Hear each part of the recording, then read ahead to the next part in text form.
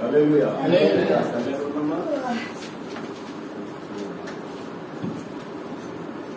యెహోవా మందిరమునకు పోవుదునని జనులు నాతో అన్నప్పుడు నేను చెప్పండి. ఎంతమంది మీ అందరికీ దేవుని మందిరం కలిగి సంతోషంగా ఉందమ్మా? లేదా ఇంటి పని, వంట పని, లేకపోతే చుట్టాల పని మీద సంతోషంగా ఉంటున్నా? హల్లెలూయా. మరి కీర్తనకారుడిగా దావీదు మాట్లాడుతున్న మాట ఏంటంటే, జనులు దేవుని మందిరానికి వెళ్దామని ఆయనతో అయినప్పుడు చాలా చాలా సంతోషం అంటే ఎలా వ్యక్తపరచగలరు? ఆనందాన్ని. ఎందుకంటే ప్రపంచంలో చాలా మంది చాలా దిక్కులకి వెళ్ళని సంతోషపడుతూ ఉంటారు. పార్కులకు వెళ్ళేందుకు, బీచ్లకు వెళ్ళేందుకు, మరి షాపింగ్ మాల్కి వెళ్ళేందుకు, చుట్టాల ఇంటికి వెళ్ళేందుకు, వివాహ భోజనాలకు వెళ్ళేందుకు, మరి రజస్వాల భోజనాలకు వెళ్ళేందుకు, స్నేహితులతో గడపడానికి, పిక్నిక్లకు వెళ్ళేందుకు చాలా సంతోషపడుతూ ఉంటాం. కానీ కీర్తనకారుడైన దావీదు మాట్లాడుతున్నవాడంటే, యెహోవా మందిరంకి వెళ్దామన్నప్పుడు నేను చాలా సంతోషపడ్డాను అంటున్నాడు ఆయన. ఎందుకంటే ఈ లోకరీతిగా తిరిగినంత కాలము సంతోషము కొంతవరకు మాత్రమే మనతో ఉంటది. శారీరకమైన సంతోషము కొంతవరకు మాత్రమే మనతో ఉంటది. ఆత్మీయమైన సంతోషము చిరకాలము ఉంటది. ఆత్మీయమైన సంతోషము మనం చనిపోయినా కూడా ఉంటది. భౌతికంగా మనం మరణించవచ్చు, కానీ ఆత్మీయంగా ప్రభువులో లేకపోవడం కాబట్టి ఆయనతో ఆనందగానము చేసుకుంటూ మనము ఆయన యొక్క రాజ్యములో సంతోషభరితమైన జీవితాన్ని మనం అనుభవించగలుగుతాము. హల్లెలూయా. ఈ దినము మనము ఈ జనవరి 31వ తారీఖు ఆఖరి దినములోకి ప్రవేశించాం.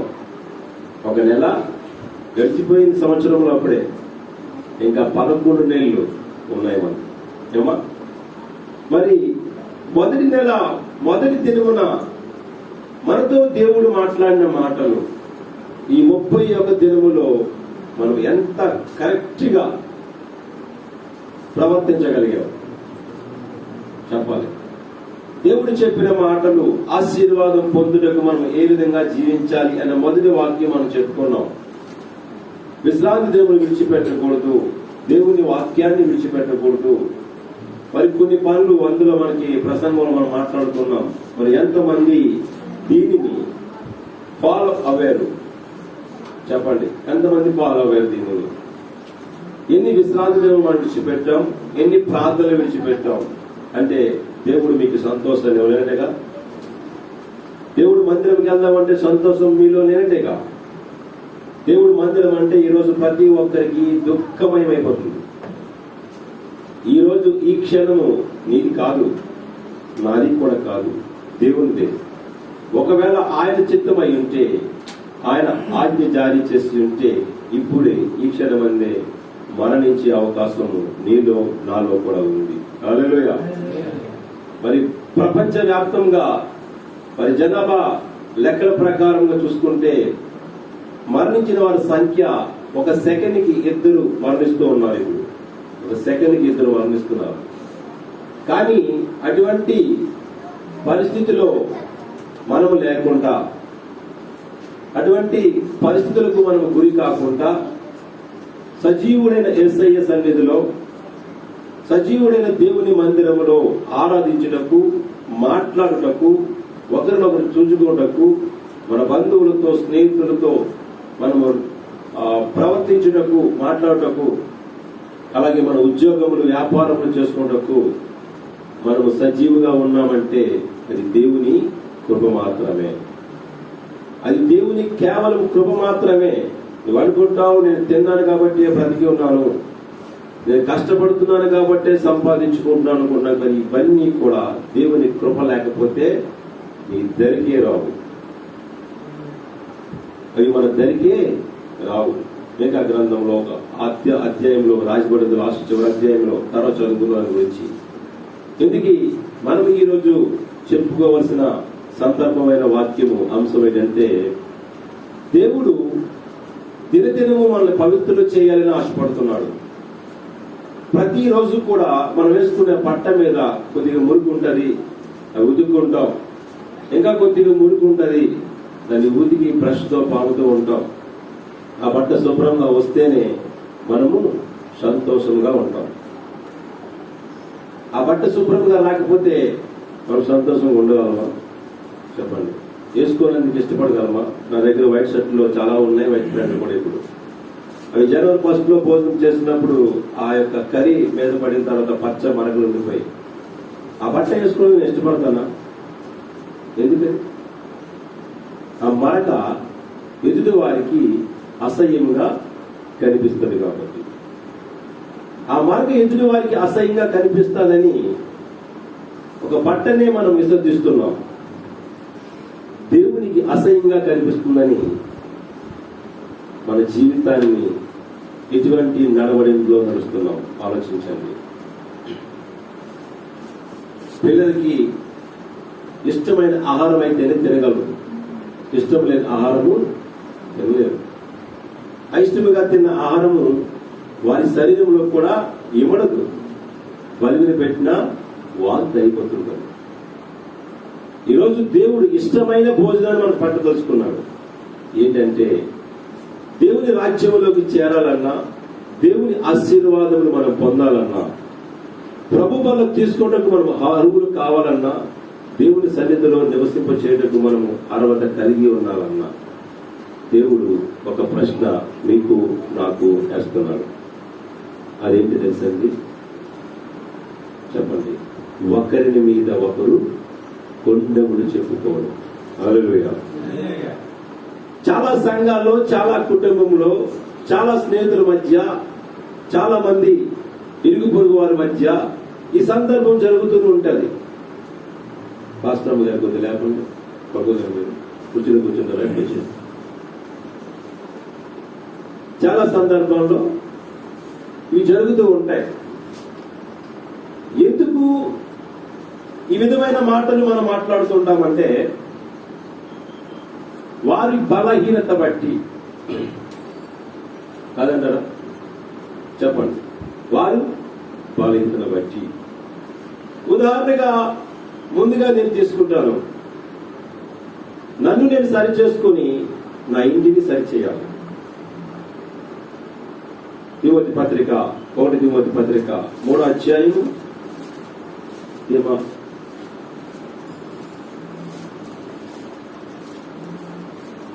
1 తిమోతి పత్రిక 3వ అధ్యాయం తీతల్లి నిజమా? 1 నుంచి చదువు. ఎవరైనాను అధ్యక్ష పదవిని ఆశించిన ఎడల అట్టివాడు దొడ్డ పనిని ఆపేక్షించువాడై ఉన్నాడు. హల్లెలూయా. నేను వయసులో పెద్దవాడిని, నాకు 2 కుమార్తెలు ఉన్నారు, వాళ్ళకి వివాహం అయింది, వాళ్ళకి పిల్లలు పుట్టారు, నేను మాట్లాడిన మాట ప్రతిదీ చెల్లుతాది అని అనుకున్నప్పుడు ముందుగా నేను ఒక పెద్దరికాన్ని పుచ్చుకుంటున్నాను. ఒక పెద్దరికాన్ని పుచ్చుకుంటున్న నేను ఏ విధంగా ప్రవర్తించాలి అన్నది అపోస్తలుడు పౌలు గారు తిమోతి సంఘానికి హెచ్చరిస్తున్న మాటలు ఇవి. తిమోతి పత్రికలో తిమోతి గారి చేత వారికి హెచ్చరిస్తున్న మాట ఏంటంటే, నేను ఒక పెద్ద పనిని పట్టుకున్నాను. ఇప్పుడు చాలా పెద్ద పని అండి, ఇది సామాన్యమైనది కాదు. దేవుని పట్టుకోవడం అనేది సామాన్యమైన పని కాదు. దేవుని సేవ చేయడం అనేది సామాన్యమైన పని కాదు. ఇది ప్రతి విషయంలో కూడా మీరు చాలా జాగ్రత్త వహించాలి. మీరు బైబిల్ పట్టుకున్నా, రక్షణ పొందినా, దేవుళ్ళు నడుస్తున్నా మీరు చాలా భారమైన పని పట్టుకున్నారు మీరు. ఎందుకంటే ఈ లోకంలో చాలా కష్టాలు అనుభవించాం, బాధలు అనుభవించాం, శోధనలు అనుభవించాం. ఎవరు మనకి దరికిరాని సమయంలో యేసయ్య మనం ఆదరించాడు కాబట్టి ఆయన ప్రేమను పొందుకొని మనం ఆయన మార్గాన్ని నడుస్తున్నాం కాబట్టి ఈ రోజు సజీవంగా బ్రతికి బట్ట కట్టి 3 పూటలు తినగలుగుతున్నాం. హల్లెలూయా. అటువంటి మనము దేవునికి విరోధులుగా జీవిస్తే బాగుంటుందా, దేవునికి ఇష్టలుగా జీవిస్తే బాగుంటుందా? చెప్పండి. ఒక బట్ట మీద ఉన్న మరకని చూసి మనము వస్త్రాన్ని ధరించలేని మనము మన శరీరంలో మన ఆత్మీయమైన బలహీనత మీద దేవుడు ఇష్టపడతాడంటారా? ఇష్టపడతారా? చెప్పండి. ఒక భర్త తాగితే భార్య ఇష్టపడుతుందా? ఒక బిడ్డ చెడిపోతే తల్లి ఇష్టపడుతుందా? చెప్పండి, ఒక సేవకుడు పాడైపోతే దేవుడు ఇష్టపడతాడా? ఒక సువార్థికురాలు ఇష్టానుసారంగా మాట్లాడితే దేవుడు ఇష్టపడతాడా? నాకు నోరు ఉంది కదా అని చెప్పి మన ఇష్టానుసారంగా ప్రవర్తిస్తే ఒక విశ్వాస పట్ల దేవుడు ఇష్టపడతాడా? ఇష్టపడడు. వీరిని ఎప్పుడు కూడా దేవుడు ఇష్టపడడు. కేవలము క్రైస్తవ జీవితం జీవిస్తున్నాము, దేవుని నామకార్థంగా మనం కొలుస్తున్నామని అనుకుంటాం తప్ప, మన ఉద్దేశంలో కొలుస్తున్నాం అనుకుంటాం, కానీ ఇది నామకార్థమైన జీవితంగానే ఉంటుంది. మనకి తెలియట్లేదు. ఈ అంతర్యమేంటో పరిశుద్ధ గ్రంథంలో 66 మంది భక్తులతో రాయించబడిన గ్రంథంలో అద్భుతమైన మాటలు ఉన్నాయి. ప్రతి మాటకి ఎన్నో అర్థాలు ఉన్నాయి. ఒక మాట చూసుకుంటే ఈ రోజంతా ప్రసంగం చేసుకోవచ్చు. మనం ఒక మాటని రోజంతా చాలా మనకి ప్రసంగం చేయలేదు, కానీ అర్థం చేసుకునే మనస్తత్వం మనకు కలిగి ఉండాలి. దేవుడు ఉన్నటువంటి ప్రతి మాట కూడా వ్యర్థమైనది కాదు, చాలా అవసరమైనది. బంగారు పల్లెంలో ముత్యము వంటిది. అది నీ బంగారు పల్లెంలో ఒక ముత్యములాగా దాచుకున్నావంటే నీ హృదయాన్ని వెలిగిస్తుంది, నీ దేహాన్ని వెలిగిస్తుంది, నీ కుటుంబాన్ని వెలిగిస్తుంది, చివరికి ఈ లోకాన్ని వెలిగించే మాదిరిగా నేను తీసుకెళ్తుంది. హల్లెలూయా. ఆ మృదువైన మాటను నేను తీసుకున్నాను కాబట్టి, ఆ ముత్యపు వంటి మాటను నా హృదయంలో దాచుకున్నాను కాబట్టి, ఈవేళ దేవుడు నన్ను పరిమళ వాసనగా తయారు చేస్తున్నాడు. హల్లెలూయా. ఈ విధమైన జీవితం మీకు కూడా కావాలి.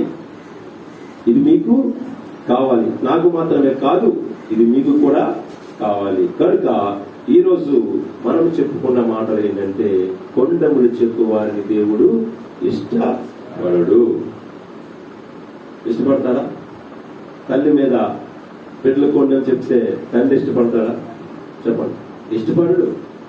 కంప్లైంట్ చేతగాని తనం అంటారు. దానికి చేతగాని తనం.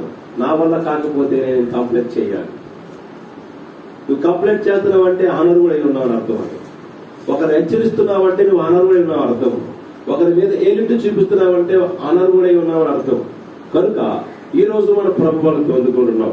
ఓకే, ఈ నెల ఆఖరి ప్రభు వల్ల, ఇది డిసెంబర్ ఆఖరి ప్రభు వల్ల వరకు ఈ వాక్యము ఎక్కడ ఉండాలట? మన బంగారు పల్లెంలో ఉండాలి. ఎందరూ ఉంచుకుంటారు ఈ వాక్యాన్ని మన బంగారు పల్లెంలో? చెప్పండి, జాగ్రత్తగా వినండి. ఉంచుకుందాం అనుకున్నాం అని వాక్యాన్ని హృదయంలో ఉంచుకుందాం అనుకున్నాం. మనం ఎలాగ ప్రవర్తిస్తే దేవుడు మన పట్ల ఇష్టపడతాడో ఆ మాటలు మాట్లాడుకుందాం. ఏ విధమైన జీవితం జీవిస్తే దేవుడు మనం ఇష్టపడతాడో, ఏ విధమైన జీవితం జీవించినప్పుడు దేవుడు మనం ఇష్టపడి మనం తీసుకున్న ప్రభు వల్ల, అంటే ఆయన శరీరమును ఆయన రక్తమును మన దేహంలో మన ఆత్మకి ఉపయోగపడేలా ఉంటుందో ఈ దినం ఆ మాటలు మాట్లాడుకుందాం. కనుక తీసుకున్నది ప్రతిదీ వ్యర్థము కాకూడదు. వండుకున్నది వ్యర్థం అయిపోతే చాలా బాధ అనిపిస్తుంది. చక్కటి ఒక 2 కేజీలు మేక మాంసం తెచ్చుకొని శుభ్రంగా వండుకొని అందులో ఉప్పు పెక్కి వేసేస్తే ఎలా ఉంటుందంటారు? చెప్పండి. ఈ కన్ను చీకటైతే ఈ దేహం అందరూ చీకటి. ఆజ్ఞను అతిక్రమించేవాడు పాపం చేయవాడితో సమానం. ఒక ఆజ్ఞ విడిచిపెడితే మొత్తం ఆజ్ఞలన్నీ విడిచిపెట్టినట్టుగా. ఆయన చెప్పే ప్రతి మాట అనుసరించినందుకు మాత్రమే మనం ఆలోచించాలి, విడిచిపెట్టినందుకు కాదు. విడిచిపెడితే ఆకాశంలో చాలా దేవదూతలు ఉన్నాయి, అవన్నీ విడిచిపెడితే ఆయన సముఖంగా ఉండవు. విడిచిపెడితే సాతానికి మనకి తేడా ఏమీ లేదు. విడిచిపెడితే లోకాంధకారం జీవితం జీవిస్తున్న వారికి మనకి తేడా లేదు.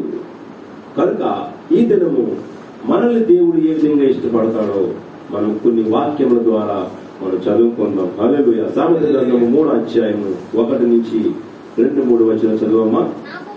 నా కుమారుడా, నా ఉపదేశమును మరువకము, నా ఆజ్ఞలను హృదయపూర్వకముగా ఇచ్చారట.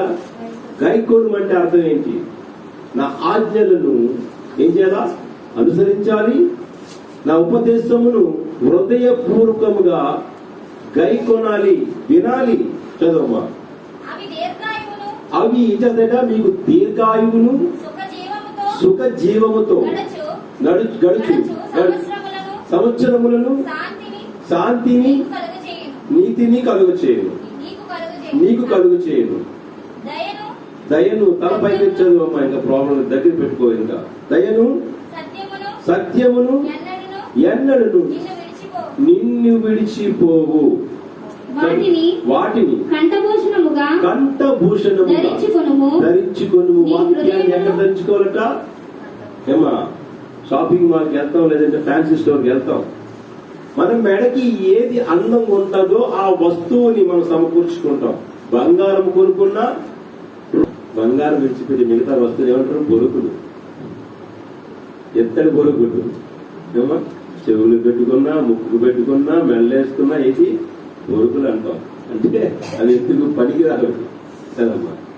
ఏది వేసుకున్నా మన మెడకి అలంకరంగా కనిపించేదే మనం కొనుక్కుంటాం, అంతే కదా.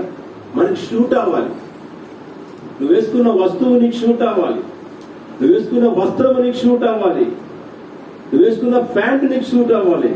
ప్యాంట్ కొన్నాడు మా అల్లుడు మన జనవరి 1కి వైట్ బట్టలు కొన్నాడు. కోరిక చూడండి, అల్లుడి గారికి ఎంతో కోరిక. ప్యాంట్ చాలా బాగుంది, వైట్ లో చాలా ప్యూర్ వైట్ వచ్చింది. పాపం చాలా డబ్బులు ఖర్చు పెట్టే కొన్నాడు, కానీ సైజు డిఫరెన్స్ వచ్చింది. 36 కి 38 తీసుకున్నారు. అంటే నాతో పాటు ఇక్కడ దూరిపోతారు. దానికోసం బెల్ట్ పెట్టుకున్నాను నేను, గట్టిగా టైట్ చేసి. అదేం చేస్తుంది? జారిపోతుంది. బెల్ట్ లూజ్ అయితే జారిపోతుంది. ఇప్పుడు వాక్యము నీ కంఠ భూషణం వల్లే నీకు సూట్ అవ్వాలి. సూట్ అయ్యేలాగా ఎవరి చేతుల్లో ఉంది? నీ చేతుల్లో ఉంది. దాన్ని నువ్వు కరెక్ట్ గా అనుసరించాలి. అనుసరించగలిగినప్పుడే నీ కంఠ భూషణం వలె ఉంటుంది. చదువు మీద వాక్యం. నీ హృదయము ఎక్కడ? హృదయం అనే పలక మీద ఎంతమంది రాసుకుంటున్నారు? ఎంతమంది? వాక్యాన్ని ఇక్కడే రాసుకుంటాం, తెలుసు తెలీదు. అక్కడికి వెళ్ళిన తర్వాత 2, 3 బయట ఉంటాయి, కార్లో కాకుండా. సహోదరి పాపం కష్టపడి కొత్త చెప్పులు కొనుక్కోండి. ఒక సహోదరి కొత్త చెప్పులు కొనుక్కుంది. ఎవరితో మా పాస్టర్ గారు కొత్త చెప్పులు కొన్నాను. ఆమె కూడా చెప్పులు వేసుకుని మందిరానికి వచ్చింది. ఆ రోజు అనుకోకుండా బొబ్బుల నుంచి వచ్చిన వారు ఏం చేశారంటే చెప్పులు, ఈమె చెప్పులు తీసుకెళ్లిపోయారు. తెలియలేదు, అడవుల్లో జన సమూహంలో క్రిస్మస్ సందర్భంలో తీసుకెళ్లిపోతే కొత్తగా చెప్పులు కనపడుతున్నాయి. ఎవరికి? పాస్టర్ గారు. పాస్టర్ గారు చెప్పులు వేసుకెళ్ళిపోయింది. పోనీ వేసుకెళ్ళిపోయింది, బాగానే ఉంది. కానీ వెళ్ళిపోయి ముందు కొన్ని మాటలు మాట్లాడింది తెలుసా? ఆ దిక్కుమా దానికి నా చెప్పులే కావాల్సి వచ్చిందా అంటే వెరీ గుడ్, చాలా బాగా మంచి పదం అది.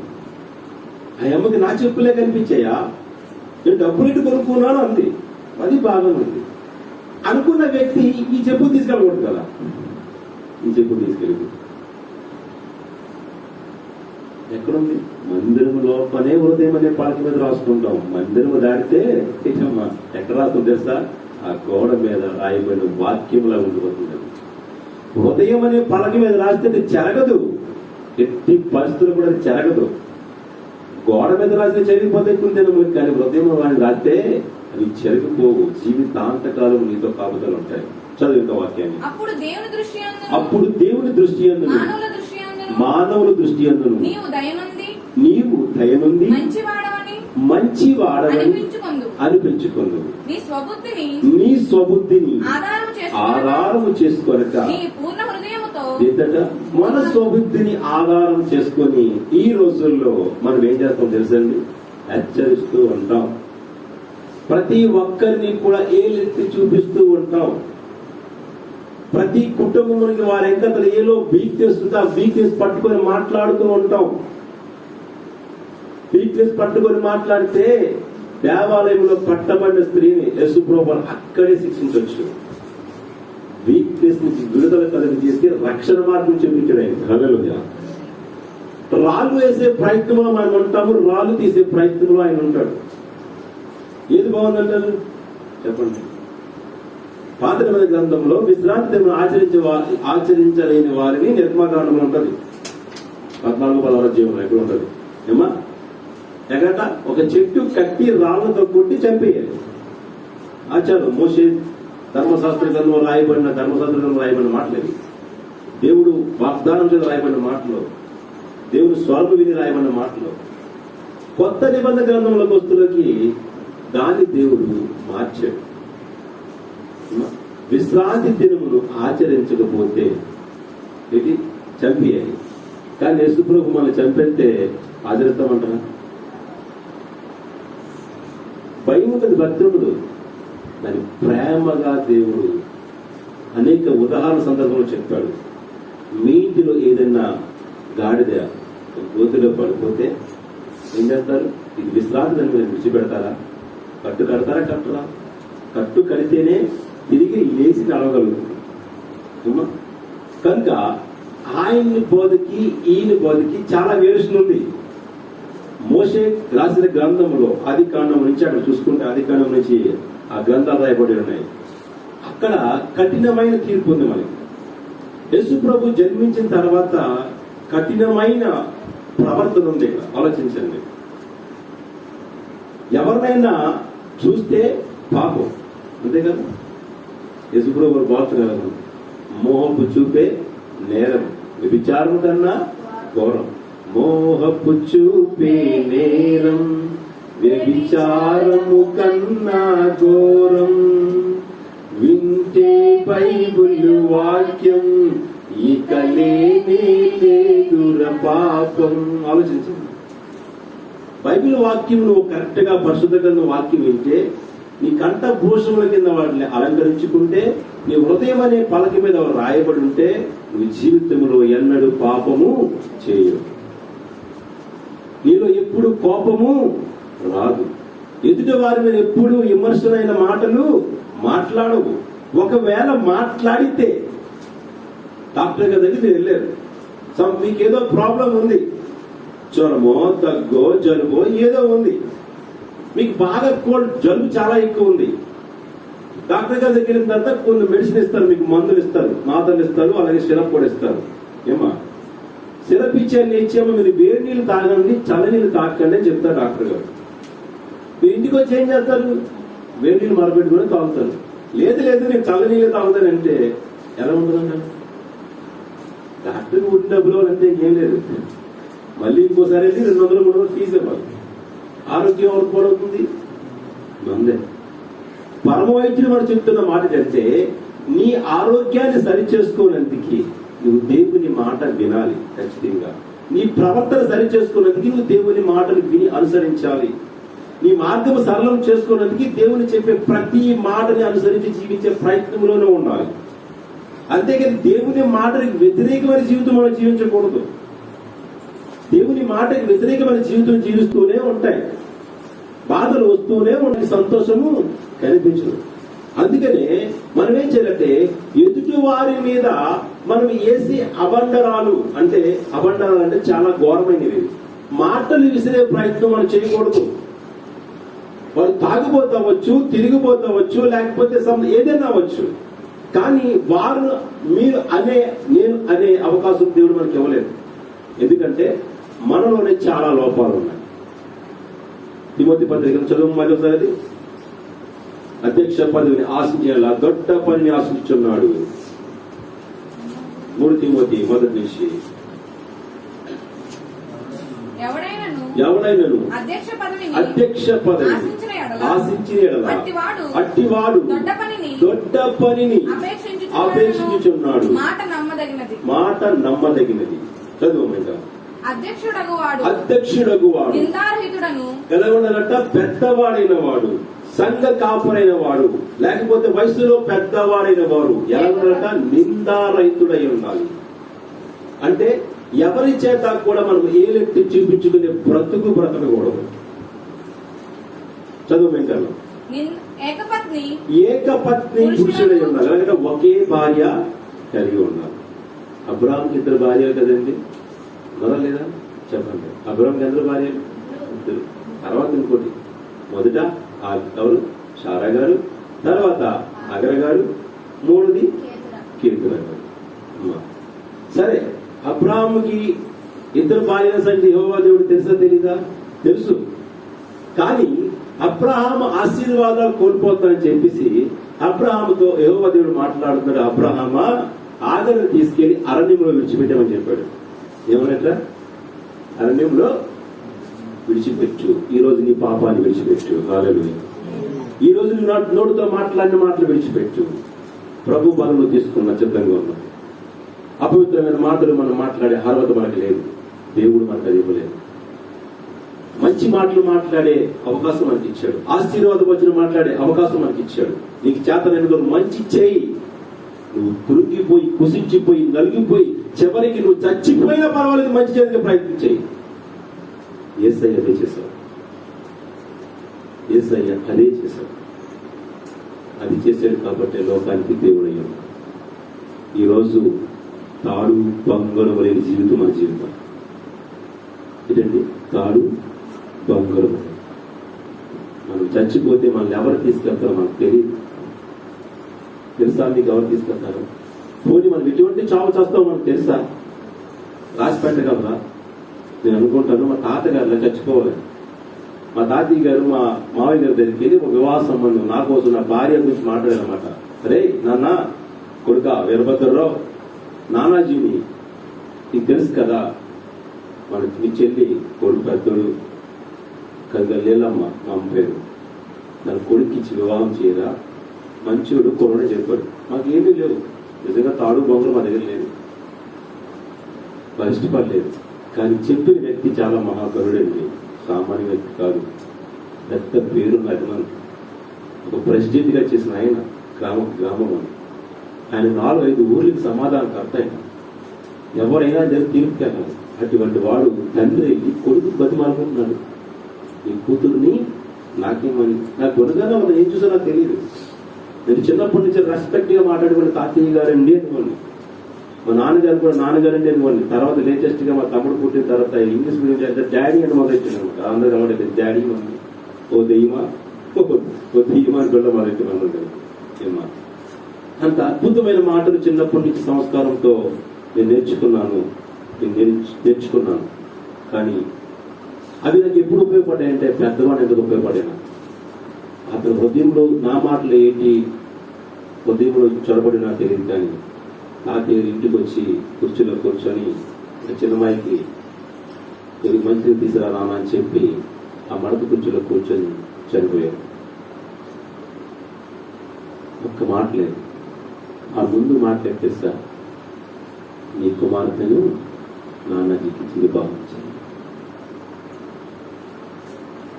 మా మామగారు పట్టుదలుతున్నాం, ఎలాగైనా ఇద్దరికి ఇవ్వాలి. మా నాన్న ఎందుకు చెప్పాడో, ఏ మంచి కోసం చెప్పాడో, ఏంటి ఆలోచించి చెప్పాడో నా కూతురి భవిష్యత్తు.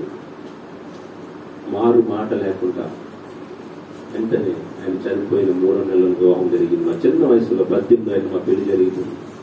మీకు 24-25 వచ్చినా సరే మీకు పెళ్లి మీద మైండ్ రావట్లేదు. మా పిల్లలు పుట్టేశారు 21. ఈరోజు 2 మనవరాలతో ఆడుకుంటున్నాం.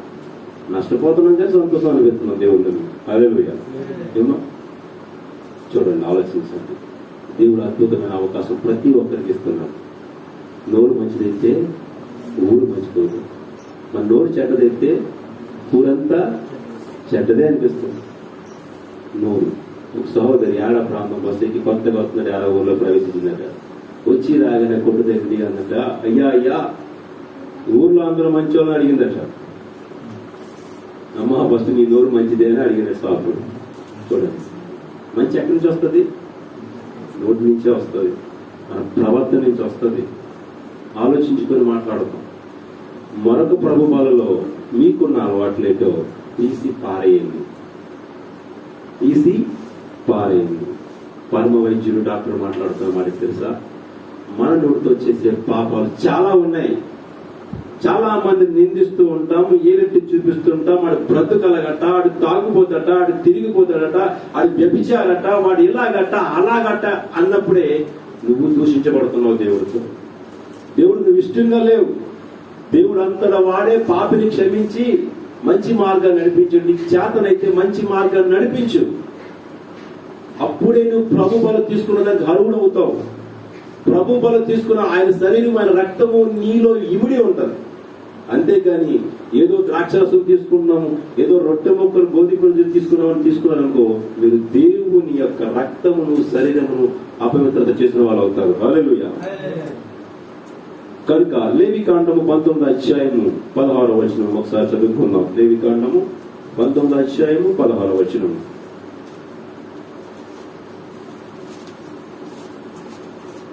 ఒకటి తిమోతి నీ ప్రజలలో 1 తిమోతి 5:13 తీయండి. 1 తిమోతి 5:13 తీసి పట్టుకోండి.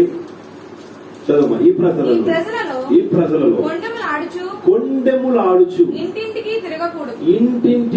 తిరగకూడదు. చాలా మందికి చాలా అలవాటు అయిపోయింది. ఇది ఒక ఫ్యాషన్ అయిపోయింది. ఒకరి మీద ఒకరు కంప్లైంట్ చేసుకోవడం అది గొప్ప.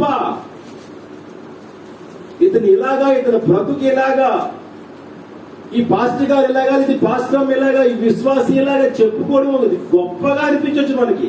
కానీ దేవుడి దృష్టిలో నువ్వు ఎంత నీచిగా కనపడుతున్నావు ఆలోచించుకో ఒకసారి.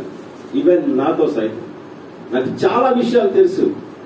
నాకు తెలియని విషయాలు ఏముండవు. నేను డ్యూటీ చేస్తాను. నా ఇంటి సరౌండ్ లో జరుగుతున్న ప్రతి విషయం నాకు తెలుసు. కానీ ఒక్కరి గురించి ఒక మాట నేను మాట్లాడు. సంఘ సభ్యుల గురించి తెలుసు, ఒక్కరి గురించి ఒక మాట మాట్లాడు. ఎందుకు తెలుసా? వాక్యం ద్వారా మీరు సరి చేసుకుంటే మీ జీవితాలు బాగుపడతాయి. నేను ఎంత సరి చేద్దామని ప్రయత్నం చేసినా సరి చేయలేదు మిమ్మల్ని. సరి చేయవాడు ఒక్కడే, దేవుడు ఒక్కడే మిమ్మల్ని సరి చేయాలి. నేను సరి చేసే చాలా ప్రయత్నం చేస్తూ ఉంటాను. ఎందుకంటే మనకు తెలియకుండా మనం కేవలం తాగితేనే పాపము, లేకపోతే వ్యభిచారం చేస్తేనే పాపము, సినిమా చూస్తేనే పాపం అనుకున్నాం. కానీ నోటితో చేసే పాపాల కన్నా దరిద్రమైన పాపాలు లోకంలో ఏమీ లేవండి. శరీరంతో చేసిన పాపం శరీరంతో పోతుంది, కానీ నోటితో చేసిన పాపం ఆత్మను అంటుకొని జీవిస్తుంది. హల్లెలూయా. మృదువైన మాట అయితేదట, ఎంత ప్రేమగా ఉన్న మాట అవతల ఇటువంటి వ్యక్తిని మార్చివేస్తుంది. కఠినమైన మాట నిన్ను దూషించేలా చేస్తుంది ఫస్ట్. హల్లెలూయా. కనుక మనము మన ప్రవర్తన విషయంలో చాలా జాగ్రత్త తీసుకోవాలి. నోటితో ప్రతి మాట కూడా మాట్లాడినప్పుడు చాలా జాగ్రత్తగా ఉండాలి. చదవమ్మా. కొండెములు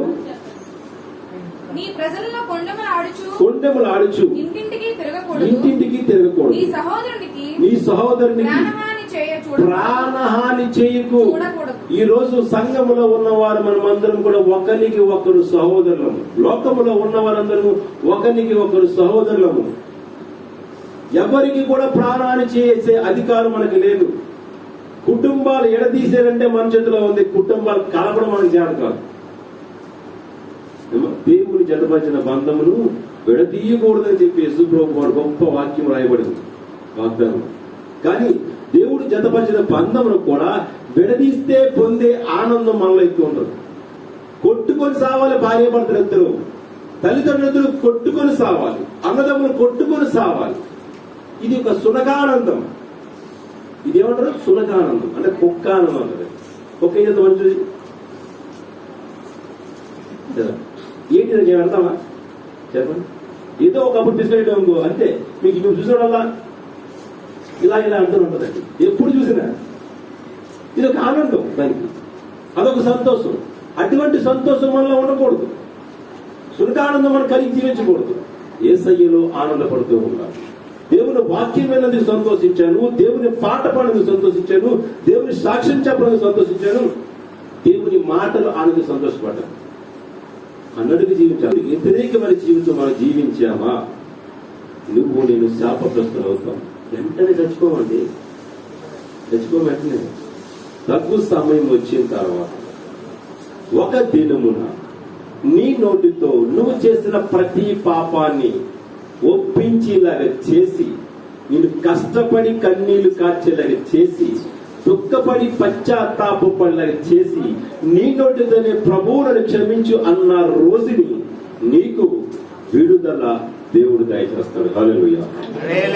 ఒక వ్యక్తితో అన్నాడట దేవుడు, అరే నాన్న ఈ పని చేయొద్దు, నువ్వు ఆ ప్రాంతం యేసయ్య చెప్పితే లేదా యెహోవా దేవుడు చెప్తే నేనెందుకు వినాలి? ప్రజల మాట నేను వింటాను, మనుషుల మాట నేను వింటాను, కానీ దేవుడి మాట నేను విన్ను, ఎంత ప్రవక్తనైనా సరే అని చెప్పేసి దేవుని మాటను వ్యతిరేకించి తను వెళ్లే ప్రయాణం నుంచి వేరే ప్రయాణంకి వెళ్ళిపోయాడు. వెళ్లే ప్రయాణం నుంచి వేరే ప్రయాణంకు వెళ్ళిపోయాడు. వెళ్ళిపోయిన తర్వాత ఏం జరిగిందంటే గొప్ప తుఫాను రేగిపోయింది. వాడలో ఉన్న వారందరూ కూడా బలైపోయారు. చూడండి, ఒక్క ఇంటిలో కుటుంబంలో ఒక్క వ్యక్తి గురించే ఇల్లంతటికీ చెడ్డ పేరు. అది పెద్దవినా చిన్నైనా ఒక వ్యక్తి గురించే యేసయ్యకు చెడ్డ పేరు. అది పాస్టర్ అయినా, విశ్వాసి అయినా, పోప్ అయినా, రెవరెండ్ అయినా, బిషప్ అయినా, ఒక వ్యక్తి గురించే యేసయ్యకు చెడ్డ పేరు. మిమ్మల్ని బట్టి కదా క్రీస్తు యేసు నామము. మిమ్మల్ని అన్నారా లేక any peoples, any other peoples, ఎవరైనా సరే అందరికీ వర్తించిన మాట ఇది. అంటే నీ వల్ల, నా వల్ల యేసయ్య దూషించబడుతుంది. కేవలం ఎందుకో తెలుసా? నీ ప్రవర్తన, నా ప్రవర్తన సరిలేక. ఎన్ని సంవత్సరాలు తీసుకుంటాం ప్రభు వల్ల? మనం చెప్పండి ఒకసారి. తీసుకుందామా? 10th క్లాసు ఒక్కసారి పాస్ అయితే అందంగా ఉంటుందా? చెప్పండి. 8 సార్లు పాస్ అయితే అందంగా ఉంటుందా? అంతేనా? ఒకసారి పాస్ అయిన మన వయసు 4 సంవత్సరాలు వచ్చేస్తుంది. అమ్మా, పెళ్లి అయిపోయి పిల్లలు కలిసి పెద్ద అయిపోయి పెళ్లికి వచ్చేస్తారు. ఒకటి ఎగ్జామ్ రానికి వచ్చి నాతో మెట్రిక్ క్లాస్ ఎక్కడికి తెలుసండి, కైలాసపురం. ఆడు చూస్తే ముసలోడు, మేము కుర్రోడు మందరం. మా పక్కన పెంచిన కూర్చున్నాడు. ఇదే ఎగ్జామ్ రానికి వచ్చాడు. నేను డిగ్రీ రాస్తున్నా నేను అన్న ఏంటి రాత్రం ఎగ్జామ్ మెట్రిక్ క్లాస్ అన్నాడు. ఇదేం పోయగలరు పిల్లలు కూడా పెద్ద ముసలి నా బాబు కంటే పెద్దోళ్ళు కనపడుతున్నావు, ఈ టైంలోనే ఎగ్జామ్ రాస్తున్నావు అంటే నేను ఉద్యోగ ప్రయత్నం అంటాడు. 37 సంవత్సరాలు వచ్చిన ఉద్యోగ ప్రయత్నం దరిద్రం కాకపోతే. ఏ వయసులో చేయవలసిన పని ఆ వయసులోనే చెయ్యాలి. వయసు మీరిపోయిన తర్వాత నువ్వు దేవుని పరిచయం చేద్దామన్నా సరే చేయలేవు. నీ దగ్గర అన్ని ఉన్నప్పుడు నువ్వు దేవుని పని చెయ్యవు, ఖచ్చితంగా చెయ్యవు. నేను చేయలేదు, అన్ని లేనప్పుడు దేవుని పని చేస్తున్నాను. చేసేవారు మీరేం చేయాలా చెప్పండి? సపోర్ట్గా ఉండాలి. మీకు చేతనైతే సాయం చేయండి, లేకపోతే మానేది. మాట మాత్రం సాయం కావాలి కదా. 10వ తారీఖున ఒక కార్యక్రమం పెట్టుకున్నాం మన చర్చలో. 100 మందికి బ్రెడ్లు ఏమో. ఎందుకంటే మన కృపారావు గారికి వెళ్ళాను. వెళ్ళిన తర్వాత ఆయన చూశాను, ఆయన పరిస్థితి చూశారు, నాతో కలిసి పనిచేశారు. ఆయన నెలకి ఆయన కూడా 20,000 తెచ్చుకుని జీతం తెచ్చుకునే పాపం. ఇప్పుడు ఆలోచించండి, మీకంటే అందరికంటే బతుకు బాగా బతికిన వ్యక్తి అయినా ఆయన గురించి మీకు తెలియదు, నాకు తెలుసు. ఎవరి మీద ఆశపడే వ్యక్తి కాదు. Even travelling charge, bus charge డబ్బులు ఇస్తారని సరే ఆశపడ్డాయి. రాను, నా దగ్గర ఉంటేనే వస్తాను తప్ప నేను రానుంటాను. ఎన్నిసార్లు చెప్పాను, నేను ఇస్తానయ్యా, ప్రార్థన మార్గం లేదు, నేను ఎవరిని అడుక్కోనని అన్నాడు. నన్ను అడుగుతారు, ప్రాబ్లం లేదు, నేను ప్రతి దూరంగా ఉన్నాను. ఎవరో ఇంటి పక్క వాళ్ళకి 50 మంది నేను తీసుకెళ్తాను, మళ్ళీ వచ్చి ఇస్తాను. అడుగు పాస్టర్ గారు. కేజీకి వెళ్ళిన తర్వాత ఆయన చూసిన తర్వాత నాకు చాలా బాధ అనిపించింది. నాకు తగ్గ సహాయం చేసి ప్రార్థన చేసి మహేశ్వరుని అనిపిస్తుంది.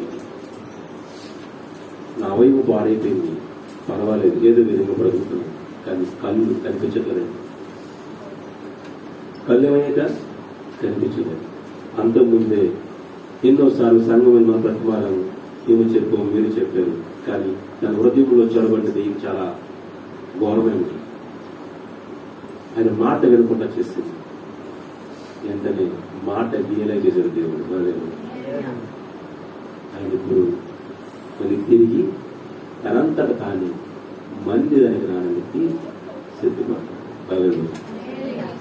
నువ్వు నేను చేసిన ప్రతి పని కూడా నీ చేతని అది చేస్తాడు దేవుడు. యోనా వ్యతిరేకంగా వెళ్ళాడు దేవుని విషయంలో.